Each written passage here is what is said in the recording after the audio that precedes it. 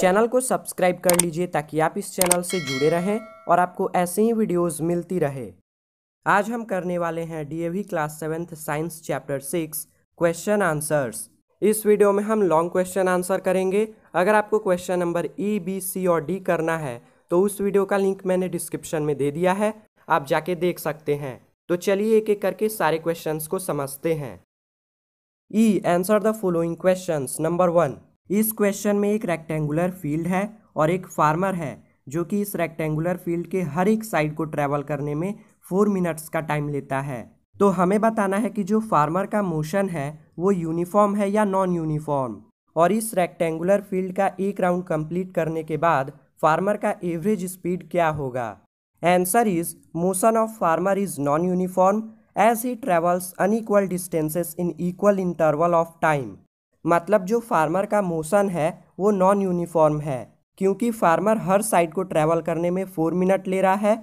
मतलब यहाँ side A B जो कि 80 मीटर का है उसे फार्मर ट्रेवल करने में 4 मिनट्स का टाइम ले रहा है, और साइड बी सी जो कि 40 मीटर का है उसे भी ट्रेवल करने में 4 मिनट्स का ही टाइम ले रहा है। मतलब टाइम इंटरवल सेम है और डिस्टेंस अनइक्वल है, इसीलिए जो फार्मर का मोशन है वो नॉन यूनिफॉर्म है। अब हमें एवरेज स्पीड निकालना है।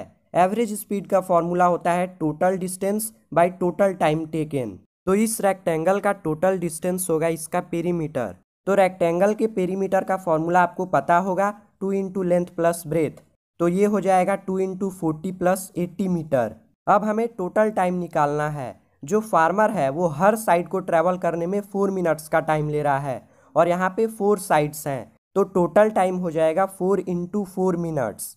अब हम इसे सॉल्व करेंगे तो टोटल डिस्टेंस हो जाएगा 240 मीटर और टोटल टाइम हो जाएगा 16 मिनट्स। अब 16 मिनट्स को सेकंड में चेंज करेंगे तो ये होगा 96 सेकेंड्स। तो हम 240 मीटर को 96 सेकेंड्स से डिवाइड कर देंगे तो हमें एवरेज स्पीड मिल जाएगा 0.25 मीटर पर सेकेंड। नंबर 2, इस क्वेश्चन में शिवम ये नोटिस करता है कि जब बादल गरजते हैं तो 6 सेकेंड बाद उनके गरजने की आवाज़ सुनाई देती है। तो हमें बताना है कि बादल कितनी दूरी पर है और साउंड का स्पीड दिया है 340 मीटर पर सेकेंड। इसका आंसर होगा, डिस्टेंस का फॉर्मूला होता है स्पीड इनटू टाइम। यहाँ पे स्पीड दिया है 340 मीटर पर सेकेंड और टाइम दिया है 6 सेकेंड्स। तो हम 340 को 6 से मल्टीप्लाई कर देंगे तो ये हो जाएगा 2040 मीटर। इसे किलोमीटर में चेंज करेंगे तो ये होगा 2.04 kilometre. Number 3A, how can we make a simple pendulum. Answer is a simple pendulum can be made by a metal ball attached to a light string और thread that is fix rigidly at one end. मतलब हम एक धागे में metal ball को बांधकर और उसके दूसरे एंड को किसी जगह पर मजबूती से फिक्स कर देंगे तो वो एक सिंपल सा पेंडुलम बन जाएगा।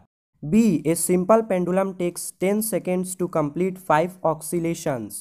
Find the time period of this pendulum. इसका आंसर देखते हैं। टोटल नंबर ऑफ ऑक्सीलेशंस है 5 और टोटल टाइम टेकन है 10 सेकेंड्स। अब टाइम पीरियड का फॉर्मूला होता है total number of oscillations by total time taken.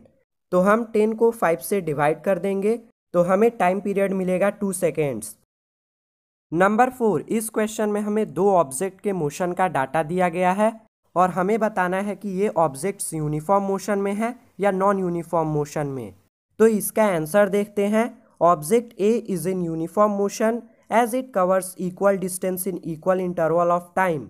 Object B is in non uniform motion as it covers unequal distance in equal interval of time. तो यहाँ पे जो object A है वो 7 से 7.5 के बीच 20 मीटर का डिस्टेंस कवर किया है। मतलब 15 मिनट में ये 10 मीटर का डिस्टेंस कवर कर रहा है, और फिर 7:30 से 7:45 के बीच फिर से 10 मीटर का डिस्टेंस कवर किया है, और फिर से 7:45 से 8 बजे के बीच 10 मीटर का डिस्टेंस कवर किया है। मतलब ये इक्वल टाइम इंटरवल में इक्वल डिस्टेंस कवर कर रहा है। तो जो ऑब्जेक्ट ए का मोशन होगा वो यूनिफॉर्म मोशन होगा। अब ऑब्जेक्ट बी 7 से 7:30 के बीच 10 मीटर का डिस्टेंस कवर कर रहा है। मतलब 15 मिनट में ये 5 मीटर का डिस्टेंस कवर किया, और फिर 7:30 से 7:45 यानी अगले 15 मिनट में ये 14 मीटर का डिस्टेंस कवर किया, और फिर 7:45 से 8 बजे यानी अगले 15 मिनट में ये 11 मीटर का डिस्टेंस कवर किया। तो यहाँ पे टाइम इंटरवल सेम है, लेकिन जो डिस्टेंस कवर किया जा रहा है वो अनइक्वल है। तो जो ऑब्जेक्ट बी का मोशन होगा वो नॉन यूनिफॉर्म मोशन होगा। नंबर 5, इस क्वेश्चन में हमें एक डिस्टेंस टाइम ग्राफ दिया गया है और हमें इसे देख के पी, क्यू और आर का वैल्यू बताना है।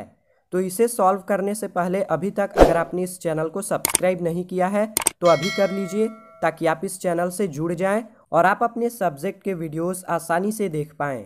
तो चलिए अब इसे सॉल्व करते हैं।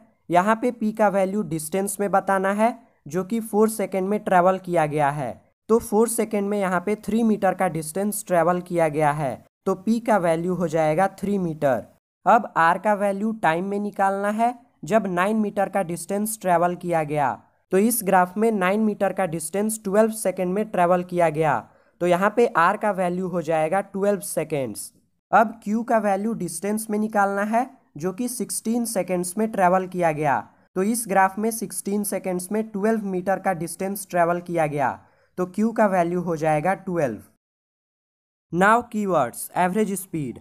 The average speed of an object equals the total distance moved divided by the total time taken to cover that distance. मतलब एवरेज स्पीड होता है total distance covered by total time taken. Next is non uniform motion. When an object first moving along a straight path covers unequal distances in equal intervals of time, or second, does not move along a straight path, its motion is called a non-uniform motion। मतलब जब एक object straight path पे move कर रहा हो और वो equal time interval में अनइक्वल डिस्टेंस कवर कर रहा हो, तो वो ऑब्जेक्ट नॉन यूनिफॉर्म मोशन में होगा। या फिर कोई ऑब्जेक्ट टेढ़े मेढ़े रास्ते पर मूव कर रहा हो तो उसका मोशन भी नॉन यूनिफॉर्म मोशन होगा। Next is periodic event. An event that repeats itself over a regular interval of time is known as a periodic event। मतलब जब कोई घटना एक ही टाइम इंटरवल पे बार बार रिपीट हो तो उसे पीरियोडिक इवेंट कहते हैं। Next is rectilinear motion. Motion of an object along a straight line. मतलब जब कोई ऑब्जेक्ट एक स्ट्रेट लाइन पर मूव करे तो उसे रेक्टिलिनियर मोशन कहते हैं। Next is simple pendulum. A simple pendulum consist of A point mass attached to a massless string suspended from a rigid frictionless support। मतलब एक सिंपल पेंडुलम में एक पॉइंट पर कुछ वजन होता है जो कि एक धागे से अटैच्ड होता है, और उस धागे का जो दूसरा एंड है वो मजबूती से एक जगह पर फिक्स होता है। Next is speed. Speed is a measure of how fast an object is moving, और speed can be regarded as an indicator of the rate per rapidly of a given motion. मतलब speed एक unit है जिससे हम ये major करते हैं कि कोई ऑब्जेक्ट कितना फास्ट मूव कर रहा है। स्पीड एक तरह का इंडिकेटर है जो कि ये बताता है कि कोई ऑब्जेक्ट कितने रेट से मूव कर रहा है। Next is time period of a pendulum. Time taken to complete one oscillation by the pendulum. मतलब पेंडुलम का एक ऑक्सीलेशन कंप्लीट होने में जितना टाइम लगता है उस टाइम को हम पेंडुलम का टाइम पीरियड कहते हैं। Next is uniform motion. When an object moving along a straight path covers equal distances in equal intervals of time, howsoever small these time intervals may be, its motion is called a uniform motion। मतलब जब कोई object एक straight path पे move कर रहा हो और वो इक्वल टाइम इंटरवल में इक्वल डिस्टेंस कवर कर रहा हो, चाहे टाइम इंटरवल कितना भी छोटा हो, उस ऑब्जेक्ट का मोशन यूनिफॉर्म मोशन होता है। वीडियो अच्छा लगा तो लाइक कर दीजिए, चैनल को सब्सक्राइब जरूर कर लीजिए। मिलते हैं नेक्स्ट वीडियो में।